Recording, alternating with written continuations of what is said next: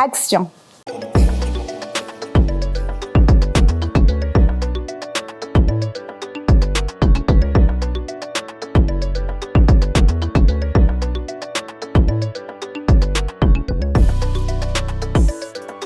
Bakunzi bo kukayi, bakunzi ba Pam Channel TV n'abakunzi banje bien sûr. Muraho mumeze neza, nanje nkuko mubibona ndaho meze neza kandi nta kindi no wifuriza atari kumera neza. Undi musinda zikomeshi bariko bariyumvira ngo Pame umutumira ari hehe, ko wibadaritse mu ntebe y'umutumire. No munsi nipfuje kuganira n'abakunzi bo kukayi. Abakunzi kimwe mu baranga abakunzi nuguhana utwasusi, nuguhana udusecret dutuma dutera imbere. Siko none uno munsi nipfuze ngo tuyage kuri kino kintu. Nabonye igihe kinini sindi wa kera kandi sindi wavuba cyane gose, ariko hariho byinshi nabonye kandi sinje nk'umuhinga, ariko nje kuvuga ikintu camfashije mu buzima kikambohora, cari kinkandamije, ariko no munsi nabaye umutsinzi muri co. Ati ico kintu ni icahe? Sinzi ko murabona abakunzi bo kukayi, aho abantu benshi twama twumva hirya no hino. Ndibaza ko iki kintu utaza kuba kucumva ari ubwa mbere.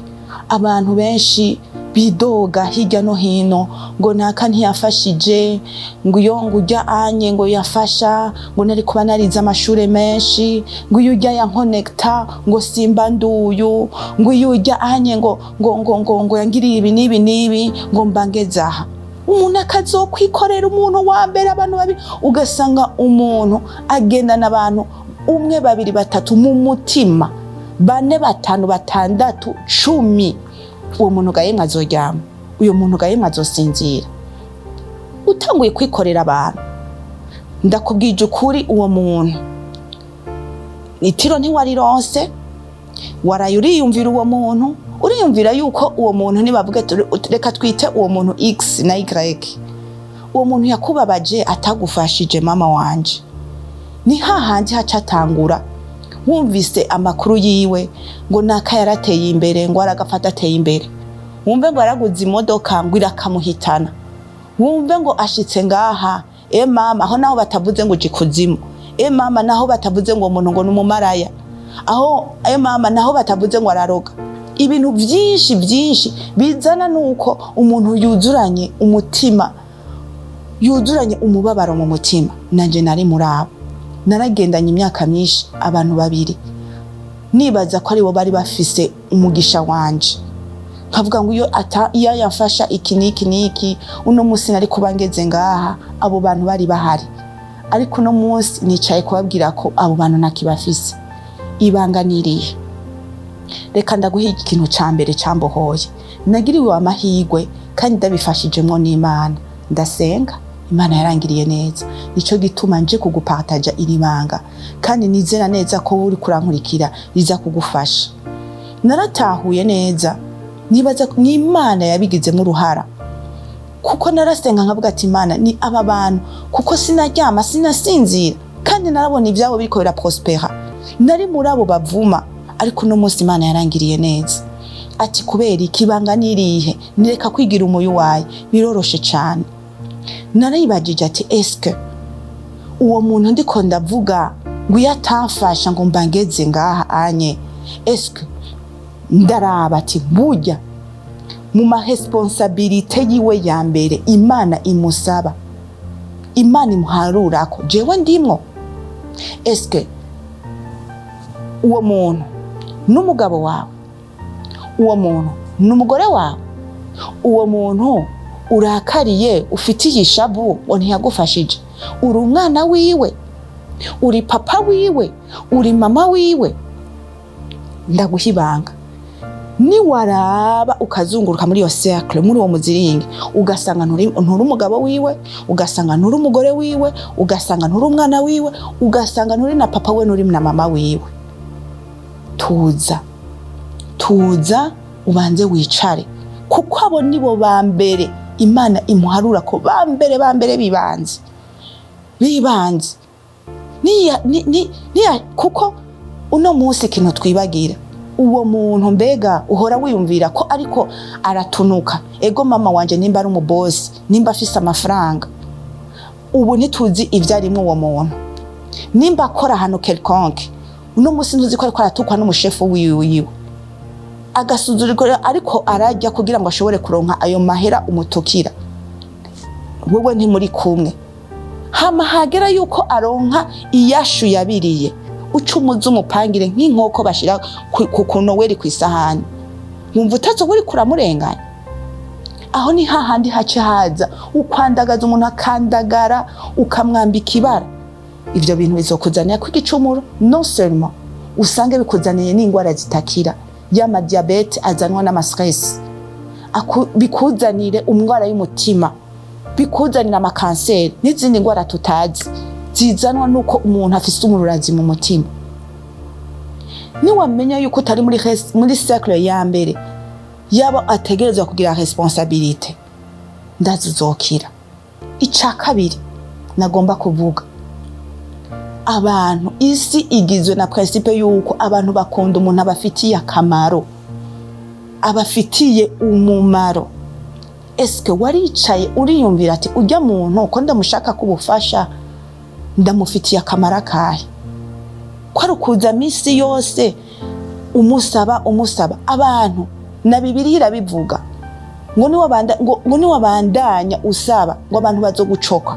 Navyo murabona umuntu aguma asaba ni vyiza gutanga, ariko uko umusaba abantu baraguhunga kandi utari kimuga kandi atangorana ufise zo gukora.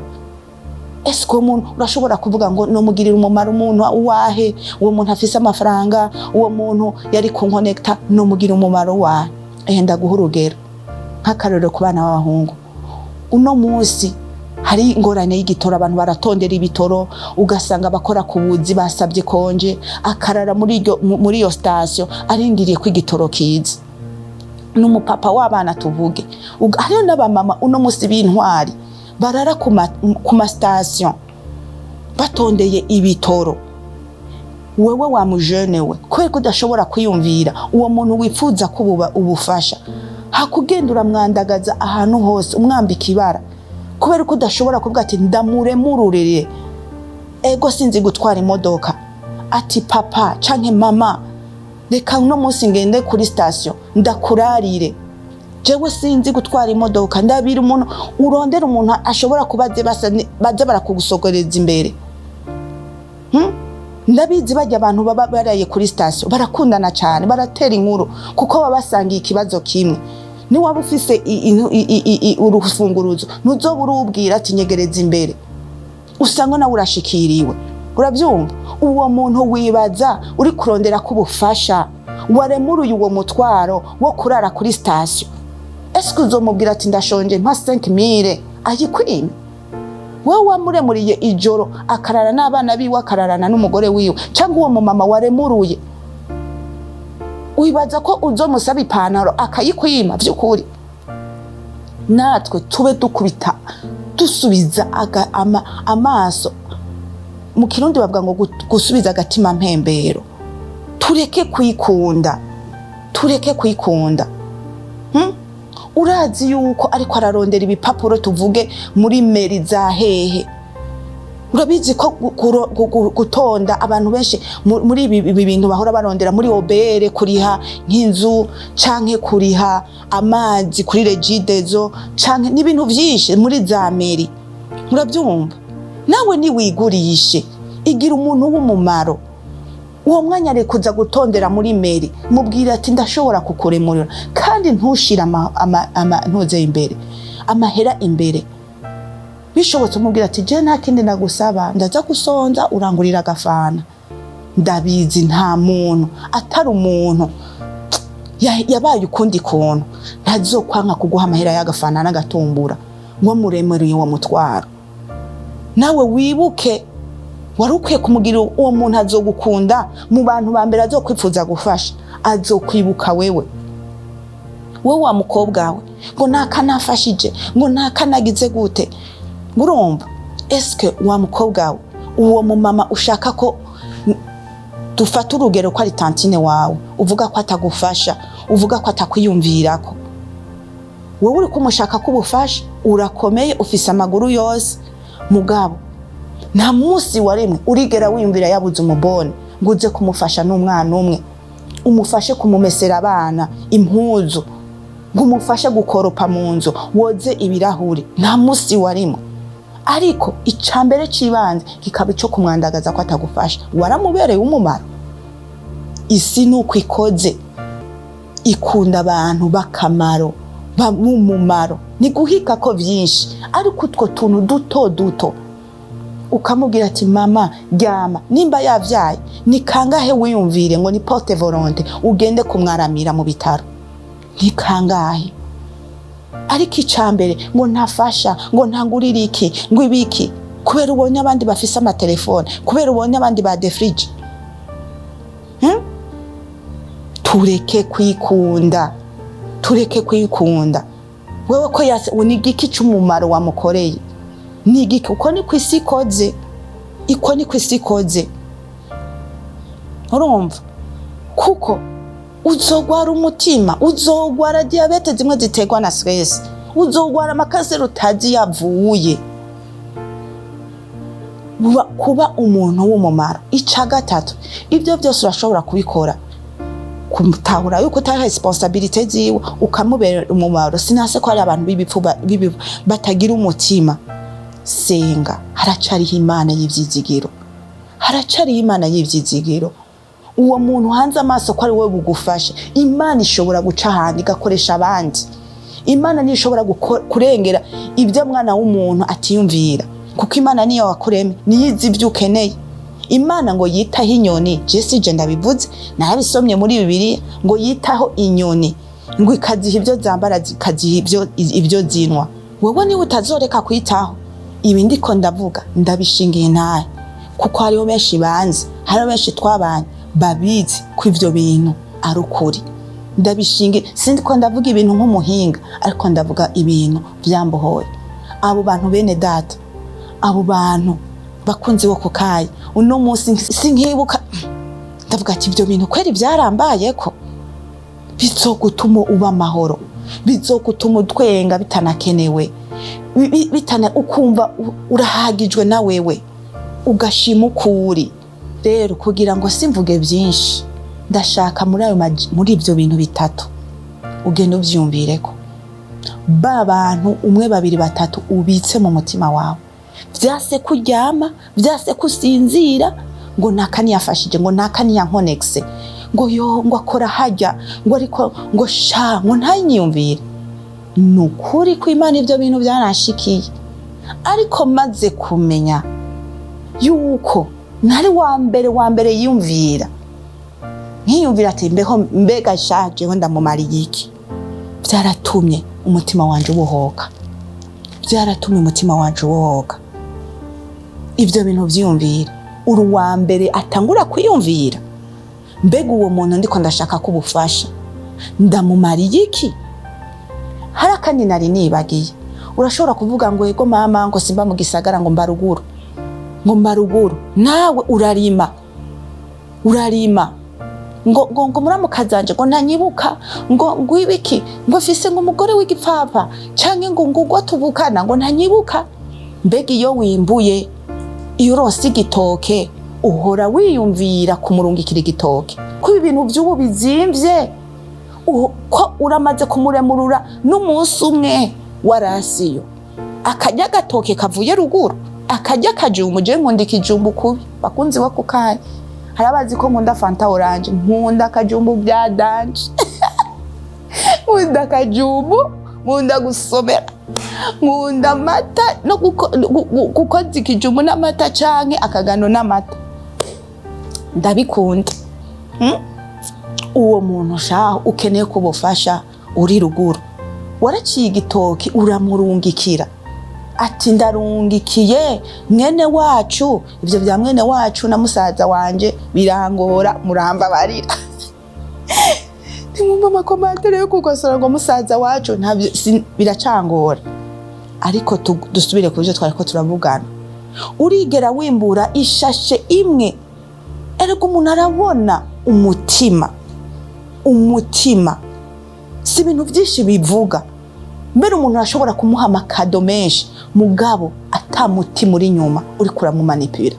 Ariko umutima w'urukundo uravuga, uramurungikira agashashe k'ibiharage wimbuye, ati ndarungikiye wa muntu nzorungikira ko umwana aze kubako.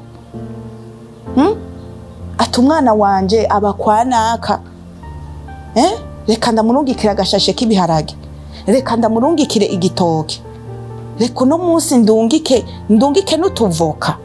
Urashobora kuvuga ngo ndakenye, akavoka ugaca erega niwe murungikira amavoka abiri, bakamubwira ati rega naka wa wundi ari ruguru yarungitse amavoka abiri. Tiyo byakweri yarungitse amavoka, azokwibuka yuko ufise amikoro make, avuga ngo uri umuntu w'umutima. Reconnaissance nta kintu na kimwe dushobora kwitwaza kuri inosi. Shiti babandi nabo nyene bafise ubumuga bavukanye, bafashwa n'abandi kwikorera utuntu tumwe tumwe, mugabo ufise amaguru amaboko yo gukora, nta kintu na kimwe ushobora kwitwaza, nta kintu na kimwe ushobora kwitwaza. Ndibuka niga muri seconde no muri première, ndibuka ico gihe nari nkeneye amahera cyane, kandi narumva ko hanze iburaya abana donc bahora baja kugira utujob. Cinavuga ati none ngahi ibujumbura niho hatari utujob. Ndibuka ko hariyo umumama twabana, mama Audrey, ndazi na Audrey ni araba kino kiganiro ngira araza kuvyibuka. Uwo mumama yaradukunda cyane, hama narakana gakerebutse gose, ati Pamela wakanoti wagaciye kuva kera neza cyane. Hama uwo mumama yarafise ibintu vyinshi, akandi ka astuce, wige guhopera besoin, wige kubona besoin umuntu akeneye, niho uzomubera umumaro. Nabahaye nka abahungu nk'ivyo by'ibitoro, gutondera ibitoro, ntako nakano ni besoin abantu benshi bipfuza yuko umuntu ashobora kubafasha, kandi shaho uwo muntu umufashije umubereye nk'umumarayika. Ico gihe umumama giye kumuraba, yari umugenzi wa mama, hanyuma giye kumuramutsa, mama ntiyarakiriho. Hama nkabona ingene yarafise ibintu byinshi, yari umumama w'umuboss, yari umuboss lady, yari umumama w'umuboss, yarafise ibintu byinshi akora. Hama uko ngiye kumurama nkasanga ibintu birasanzaye mu biro, ibintu birasanzaye. Narakana kunda cyane akama amahera n'ivyo, shanje ndavuga ati kweki nta muntu afise amufasha. Yarafise abakozi n'ivyo, mugabo kubera yarafise akazi kenshi wasanga biho yiwe isanzaye. Ndabiraba rimwe, ndabiraba kabiri, ndabiraba gatatu, ndavuga nti aha hantu nzohakura kanoti. Cendaza namubwira nti mama Audrey, ndashobora kuzoza ndagupangira utuntu naho uwompa 10,000 nta kibazo. Ngo mbega kana ngo vyakwere ngo bishobora gapame. Ntego cyane, ndashaka kuyigukorera. Ico gihe acambwira ngo ya ngo nzoguha 50,000. Hanange 50,000 ico gihe muri desape, mambe muri seconde yari nk'umuriyoni kuri jewe kweri, kuko naco narimbuze mfungura, ntarico narimbuze nambara. 50,000 navuga nti bona ivyo bintu. Ndagenda ndamupangira ibintu vyiwe, agasanga misi yose utuntu turapanze neza. Atangura kunyigisha noneho ingende ndamuharurira ibintu byari byaramumenye umutwe, nivyo byose ndavyiga. Iyo opportunity yamaye inyugurura ibintu byinshi, sinobivuga ngo ndabiheze. Rero ico gihe kweri nasuye kwishure, ndibuka ko muhira barambajije, ndibuka ko ikintu cyambere naciye nkora, naciye ngura niga muri seconde, naciye ngura ngene kakadobo kuzuye, ikijari kidobo cuzuye omo. Baratangara barumigwa ingene amahera ya mbere narose menshi, numva nogira ikintu nkoze muhira. Ivyo sinzovyibagira. Alors nagomba guhimirize wose uraraba kino kiganiro, birashoboka kubohoka mu mutima wawe. Birashoboka ko uwo muntu wari wikoreye imyaka yakubuzitiro yakubuza kuryama umururuka utaragwara izo ngwara zidakira, ukamuruhuka ugatangura ubundi buzima bushasha, ukura amaboko mu mpuzu, umuntu w'umumaro, rondera ico uwo muntu mushaka ko akeneye, hama wige nawe kukimufasha ico atishoboje, ariko wowe gifitiye umwanya. Wowe ni capital ufise, nibwo butunzi ufise, nibwo butunzi ufise. Urashobora kuvuga ngo nta mafaranga afise, nakubwiye kuja kurara kuri station ukazura sogeza imodoka imbere, naho wowe utayizi. Mbajya abantu barara kuri station barakundana, ukamubwira ati nyegereza imbere, uwo muntu akaronka ico gitoro. Iyo si capital, iyo ni capital, n'ubushobozi ufise uwo wundi atishoboze.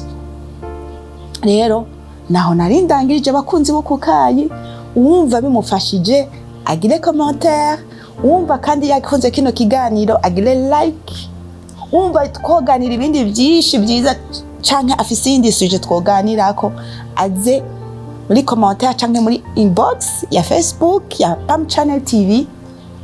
Benshi niho bakunda kutubwira ico bagona canke ico bumva twoganirako. Naho ubutaha nk'aya mango. Peace and love.